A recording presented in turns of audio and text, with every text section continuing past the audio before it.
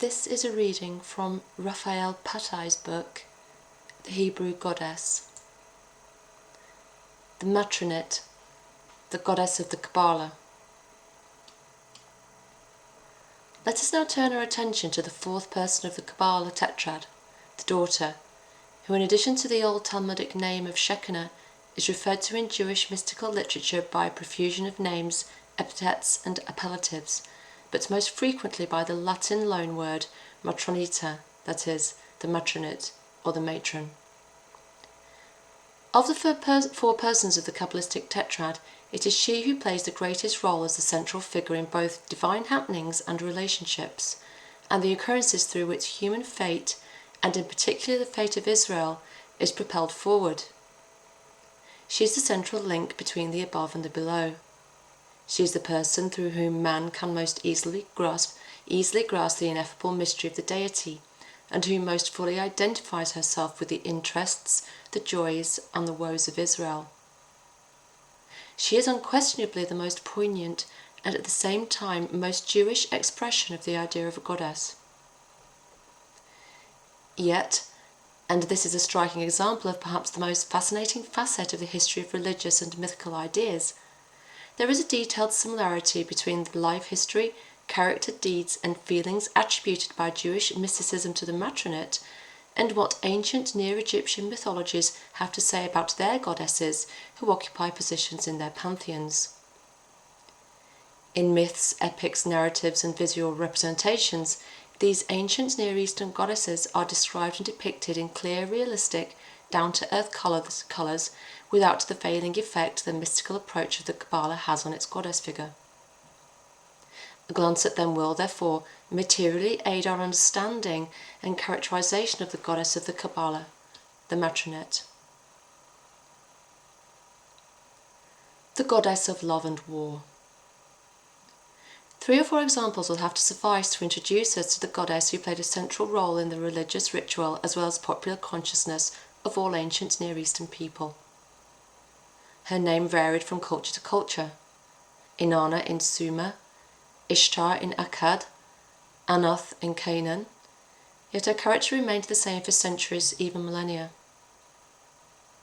The life domains in which she primarily manifested herself were love and war, and her personality exhibited everywhere the same 4 basic traits of chastity and promiscuity, motherliness and bloodthirstiness. The oldest of them was Inanna, the great Sumerian goddess of love and war, the tutelary deity of Uruk, the biblical Erech, whose prominence in the Sumerian pantheon was well established by the 3rd millennium BC. That she was regarded a virgin is evident from the 2 epithets which accompany her name. In this and other texts she is most frequently called the Maid Inanna and the Pure Inanna. Yet throughout Sumerian history she was the goddess primarily responsible for sexual love, procreation and fertility, who freely gave herself to Dumuzi, Tammuz, the earliest mythological ruler of Sumer, and thereafter became the wife of all Sumerian kings. Nor was she immune to the advances of ordinary mortals. An old Sumerian story tells us of a gardener who one night managed to take advantage of Inanna's utter weariness and had intercourse with her.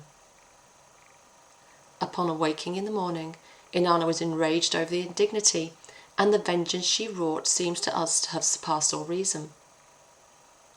But her behaviour was in keeping with her character, for she was a goddess of boundless rage and ruthless destruction, the lady of battle and conflict, who had great fury in her wrathful heart. It was she who armed King Hammurabi with mighty weapons and was his gracious protecting genius. More than 1,000 years later, in the days of Nabonidus, she was still worshipped at Uruk in a gold-clad chela, driving a chariot to which were harnessed 7 lions. The direct heir of Inanna in Mesopotamia was Ishtar, the great goddess of love and war in the Akkadian pantheon. The identity of the 2 is attested by the fact that in some Akkadian texts the 2 names are used interchangeably. In the Babylonian Ishtar, however, a certain shift occurred in the balance between the virginal and promiscuous poles of her character. Her virginal aspect was underplayed, while her promiscuity was emphasized to the extent of making her a divine harlot. In many texts, Ishtar is spoken of as the cow of the moon god Sin, and in this capacity she rolled over the plants, watered them, and made them grow. An incantation for childbirth tells of this cow of Sin that she was impregnated by a restless young bull and had great difficulty in bearing her young until two genii of heaven helped her. In her human form, her love easily turned to hate.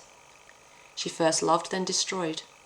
A long line of divine, human, and animal paramours, including a lion, a horse, a bird, a gardener, several shepherds, the hero Gilgamesh, Tammuz, etc. She was also the wife of human kings, such as Sargon of Agadi. Her influence extended over all mankind and the entire animal kingdom. When she entered the netherworld, neither man nor beast copulated. When she emerged, all of them were again seized by sexual desire. But she was also the mother of the country, who said of herself, "It is I myself who gave birth to my people," and the mother of several gods, among whom the fire god was the firstborn. One of her titles was Sweet-Voiced Mistress of the Gods. Yet she was also the most awesome of the goddesses, Ishtar of the battlefield, clad in divine fire, carrying the Malamu headwear, who would rain fire on the enemies. It was she who gave victory to her lovers, the Babylonian kings, entrusting her mighty armed forces to them. Among all the arts of war, she was specially interested in charioteering. In the early stages of her career, she tried to win the love of Gilgamesh by promising him a chariot of lapis and gold, and more than a millennium later, in the Ptolemaic period, she was still known as Mistress of Horses, Lady of the Chariot. When not engaged in love or war, she was sitting, awe-inspiringly, on her lion throne. The Canaanite Anath is so close in character and attributes to Inanna and Ishtar that she must be considered as merely the Western variant of the great Mesopotamian goddess. The Persian counterpart of the great virginal, wanton, motherly warrior goddess was Anahita. Although the phonemic resemblance between Anath and Anahita is purely coincidental, the worship of Anath may have spread as early as the first millennium BC from the Mediterranean shore as far east as the upper reaches of the Euphrates, as indicated by the name of an Assyrian township, Anat, today Anna, a few miles lower down the river from Dura Europos.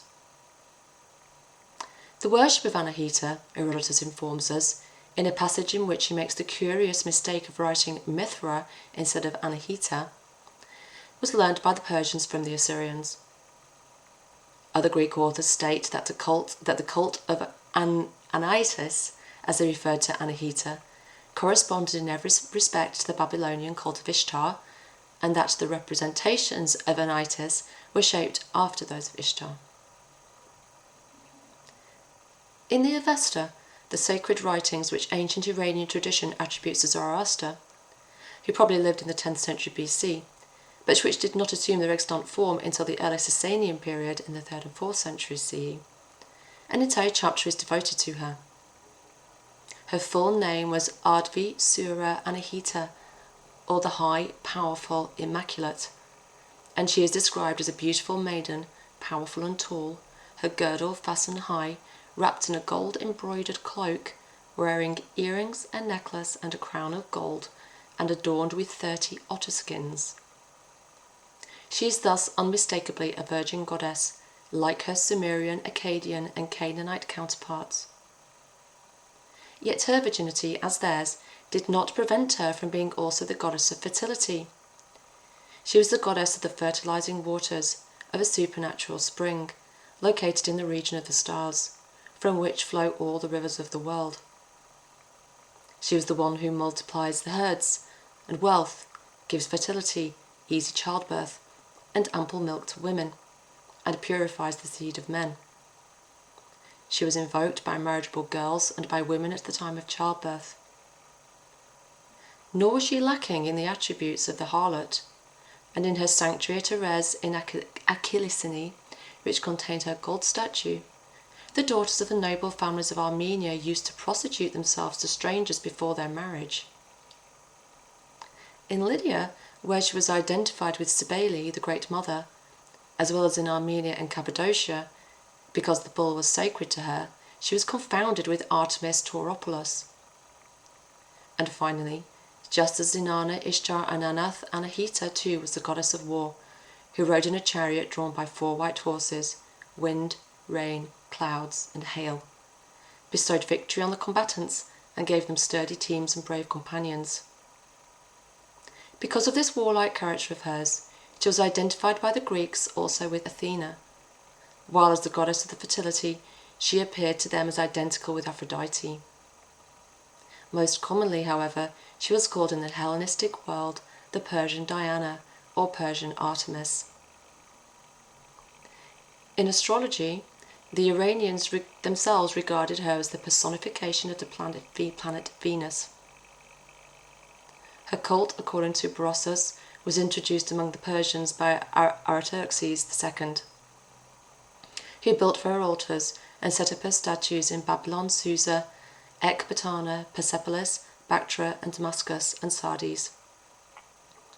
From these places, Persian influence carried her cult westward into the Greco-Roman world. At a later period, she was considered the daughter of Ormuzd and a benefactor of all mankind, mother of all wisdom and queen.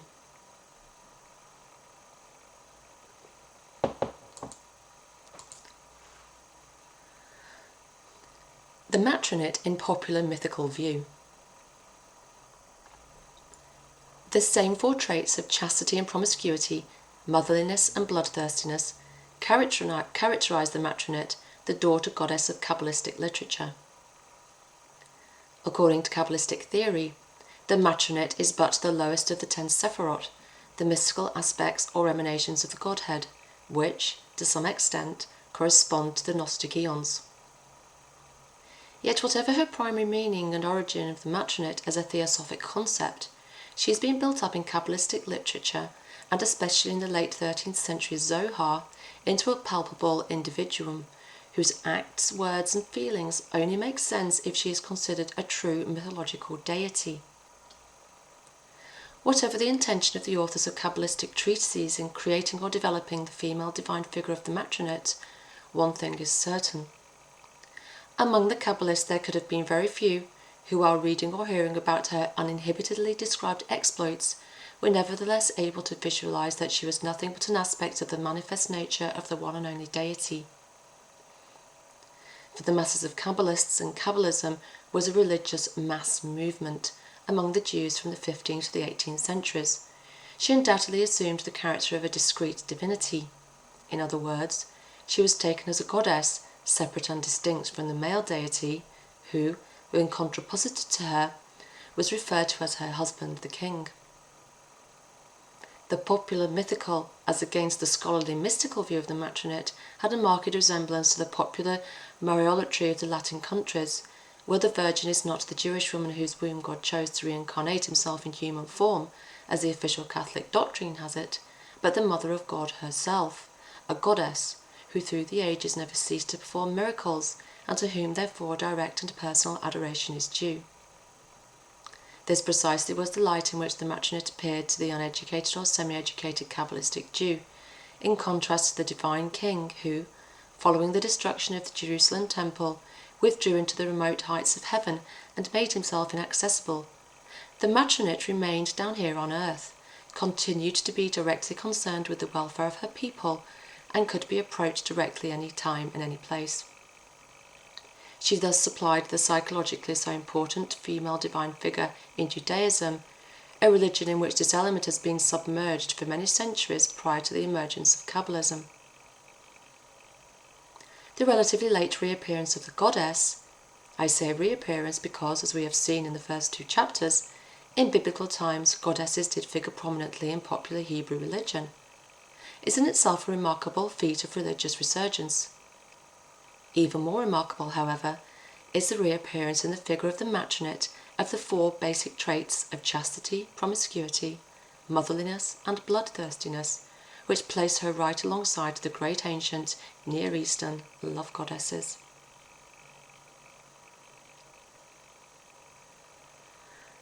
The virginal matronate.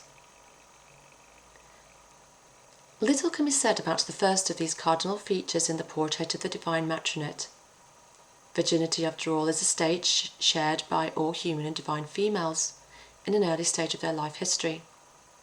It becomes remarkable only if, after reaching full nubility, a woman prefers to remain a virgin and actually preserves her virginal state and in an environment where earthly or Olympian, where the general atmosphere is one of intense sexual activity or even promiscuity. It becomes much more than remarkable if the feminine figure in question herself engages in such promiscuous sexual activity, and yet at one and the same time retains her virginity. Yet this is precisely the paradoxical chastity characterizing several ancient Near Eastern goddesses, and this is the trait shared with them by the matronate. The Virgin Mary has also belonged to this category of female divinities, and her veneration can be adduced as an additional example which will further facilitate our understanding of the paradoxical virginity of the matronate. Mary bore Jesus to God, and several other sons and daughters to her earthly husband Joseph, yet she nevertheless remained the Virgin, and is adored as such to this day. Similarly with the matronate, who paradoxically retained her virginity while being the lover of gods and men. Her virginity is spoken of in the Zohar in both figurative expressions and direct statements.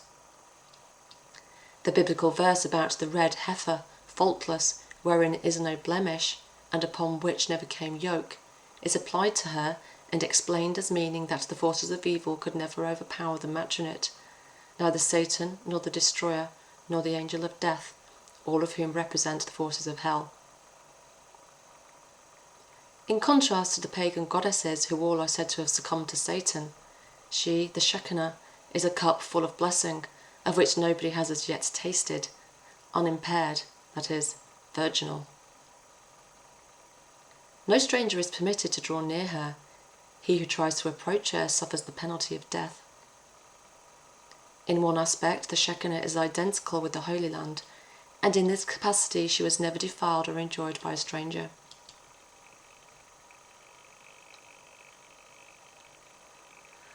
The lover of men and gods. In sharp contrast and logical contradiction to this picture of the Virgin Shekinah is the one which depicts her as being enjoyed, in addition to the divine king who was her lawfully wedded husband, also by Satan, other gods, heroes of biblical history, and many other men. Yet, and this again is a feature she has in common with ancient Near Eastern love goddesses, no blame is attached to her because of any of these sundry unions. A goddess behaves in accordance with her divine nature, and the human laws of sexual morality simply do not apply to her. This is the common attitude that finds expression in both the ancient Near Eastern and the Kabbalistic myths. As the father god El says in the Ugaritic mythical poem, there is no restraint amongst goddesses. In the early mythical ages, we are informed in the Zohar, Jacob became the first husband of the matronate. However, while Jacob was alive, the union was not consummated because, inveterate polygamist that he was, he continued to have marital relations with his 2 wives and 2 concubines, even after the goddess attached herself to him. Therefore, only after his death, when his spirit entered the beyond, did Jacob couple with the matronate. With her second husband, things were different. This was none other than Moses, who, once she became his wife, separated himself from his early helpmate Zipporah. Having done this, he was allowed to achieve what Jacob never did, to copulate with the matronate while still in the flesh. We hear nothing of the matronate from the death of Moses, when she took him on her wings and carried him from Mount Nebo to his unknown burial place 4 miles away, to the time when the temple was built in Jerusalem. As Solomon laboured on the construction of the sanctuary, the matronate made her own preparations for her union with her divine husband, the king. She prepared a house for him in which he could take up joint residence with her, and which, in a mystical way, was identical with the Jerusalem temple itself. When the great day arrived, her father and mother adorned her so that her bridegroom should become desirous of her. The king and the matronette were not only brother and sister, but twins. In fact, Siamese twins, who emerged from the womb of the supernal mother in the androgynous shape of a male and female body attached to each other back to back. Soon, however, the king removed his sister from his back, and she, after a futile attempt to reunite with him in the same position, resigned herself to the separation and to facing the king across a distance. By human standards, a marriage between brother and sister would have been incestuous. Not so in the heavenly realm. The Zoharic text informs us that no incest prohibitions exist, and thus it was completely proper and licit for the king and the matronette to marry. The wedding, a veritable hieros gamos, was celebrated with due pomp and circumstance. The matronette, surrounded by her maidens, repaired to her couch set up in the temple, there to await the coming of the groom. The curtains round about were decorated with myriads of precious stones and pearls. At midnight, the tinkling of bells he wore round his ankles announced the coming of the king. As he approached, he was accompanied by a host of divine youths, and the maidens of the matronette welcomed him and them by beating their wings with joy. After singing a song of praise to the king, the matronette's maidens withdrew, and so did the youths who accompanied him. Alone, the king and the matronette embraced and kissed, and then he led her to the couch. He placed his left arm under her head, his right arm embraced her, and he let her enjoy his strength. The pleasure of the king and the matronette in each other was indescribable. They lay in tight embrace, she impressing her image into his body like a seal that leaves its imprint upon a page of writing. He played betwixt her breasts, and vowing in his great love that he would never forsake her. Some say that as long as the temple stood, the king would come down from his heavenly abode every midnight, seek out his wife, the matronette, and enjoy her in their temple bedchamber. The sacred marriage thus became a daily, or rather midnightly ritual, performed not only by the human representatives of the god and goddess, who usually figured in the ancient Near Eastern New Year rituals, but by the two deities themselves. This divine union had unsurpassed cosmic significance. Upon it depended the well-being of the whole world. Others say that the king and the matronette coupled only once a week, on the night between Friday and Saturday. In true mythical fashion, this weekly divine union served as the prototype, in other words, as the mythical validation, of the traditionally practiced weekly union between pious husbands and wives. In the Kabbalistic view, when the learned men, familiar with the heavenly mysteries, couple with their wives on Friday nights, they do this in full cognizance of performing a most significant act in direct imitation of the union which takes place at that very time between the supernal couple. If the wife conceives at that hour, the earthly father and mother of the child can be sure that it will receive a soul from the above, one of those pure souls which are procreated in the divine copulation of the king and matronette. But even more, when a pious earthly couple performs the act, by doing so they set in motion all the generative forces of the mythico-mystical universe. The human sexual act causes the king to emit his seminal fluid from his divine male genitals, and thus to fertilize the matronette, who thereupon gives birth to human souls and to angels. The passage in the Zohar in which this particular thought or mythologem is expressed is so replete with symbolic expressions calculated to obscure its true meaning that one gains the impression of purposeful avoidance of clarity in order not to offend sensibilities. The king's seminal fluid is referred to as a river, the Shekinah or matronette as the sea or living creature. The king's genitalia is called the sign of the covenant, and so forth. Yet the meaning of the whole passage is nevertheless clear. It speaks of the sexual union between the king and the matronette and the resultant procreation by them of souls and angels. Yet another version, still preoccupied with the times of divine copulation, speaks not of a weekly but of an annual cycle. Every year, we are told, the people of Israel sin with tragic inevitability, which enables Samael, the Satan, or Azazel, to bend the matronette to his will. Samael, in the form of a serpent, or riding a serpent, lurks at all times near the privy parts of the matronette in the hope of being able to penetrate her. Whether or not he succeeds in thus gratifying his desire depends on the conduct of Israel. As long as Israel remains virtuous, Samael's lustful design is frustrated. But as soon as Israel sins, as they alas are bound to do year after year, their sins add to Samael's power. He glues himself to the matronette's body with the adhesive force of resin and defiles her. Once this happens, the matronette's husband, the king, departs from home, withdraws into the solitude of his heavenly abode. This unhappy state of affairs continues until, on the Day of Atonement, the scapegoat, which is destined to Azazel, is hurled to its death down a cliff in the Judean desert.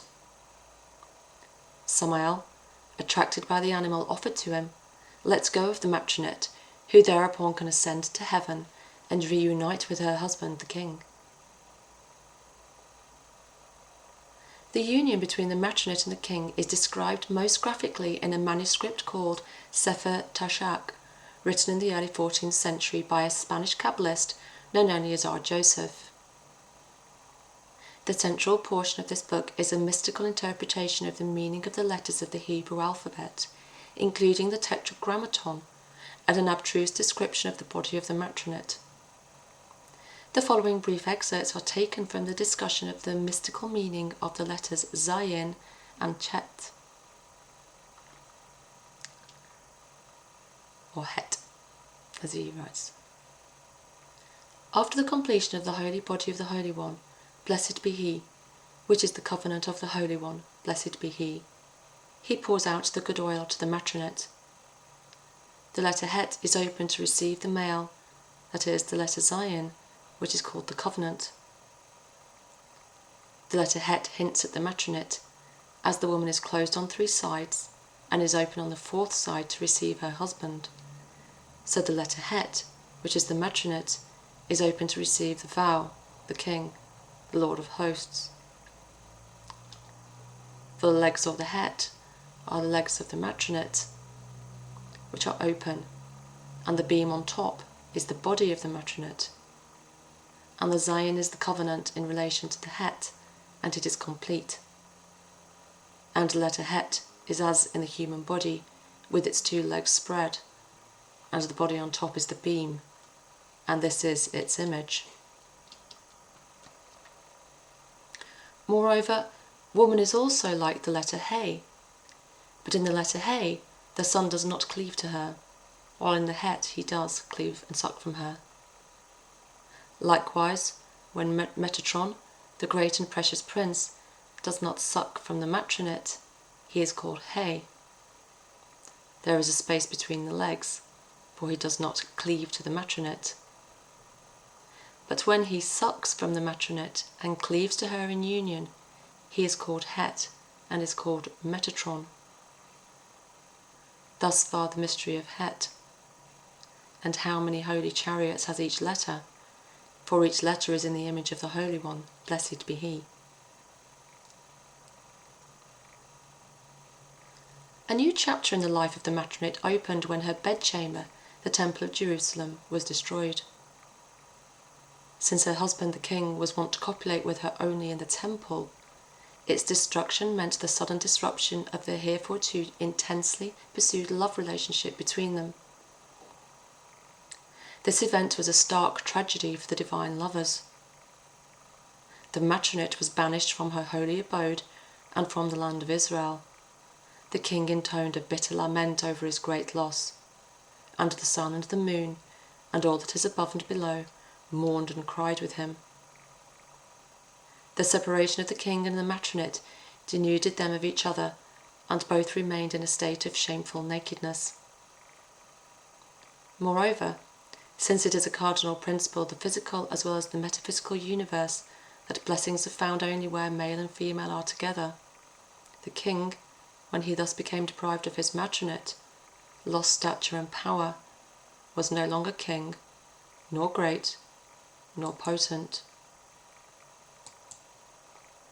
Soon, however, in true male fashion, the king was no longer able to endure the misery of solitude, and he let a slave goddess take the place of his true queen, one of the handmaidens of the matronate, who used to sit behind the handmill. This slave concubine, who was none other than Lilith, now assumed rule over the Holy Land, just as the matronate had ruled over it in former times. This act, more than anything, caused the king to lose his honour. As to the matronate, her misery consisted not only in losing her husband and being banished from her palace and land, but she had to resign herself to being violated in her exile by other gods. And although these unions were involuntary on her part, once the other gods were able to take possession of her, she became tied to them. And the children of those other gods, the Gentiles, were able to suckle from her, just as the children of Israel had done while the temple still stood. Yet whether at home or in exile, the matronate is irresistibly attracted to the pious men of Israel, and especially when they are engaged in either of the two most meritorious pursuits, the study of the law and the performance of good deeds. Men of such calibre make it a rule to sleep with their wives only on Friday night. Throughout the 6 days of the week they live as if they had been castrated and devote themselves to their holy works. But in doing so, they not only run the risk of unblessedness, since blessings are found only where male and female are together. No, because whenever these men are away from their wives, the Shekinah couples with them. Likewise, when such sages keep away from their wives because of the latter's menstrual impurity, or when they are on a voyage, the Shekinah joins them. They are never deprived of the blessed state of male and female togetherness. In the Kabbalistic view, Rachel, the beloved wife of Jacob, was identified with the Shekinah. Since Rachel is the suffering mother of Israel, and the Shekinah or matronate is the personification of the community of Israel, the identification of the two had a deep emotional appeal. A special mystical kavanah, a procedure of intense mental concentration, was recommended by Isaac Luria, the leading Kabbalistic master of the 16th century Safed, for the purpose of bringing about the reunification of the exiled Rachel matronate with her husband, God the King. This Lurianic kavanah is described by Jacob ben Hayem Zemar, a Kabbalist and physician, in his anthology of the customs of Luria.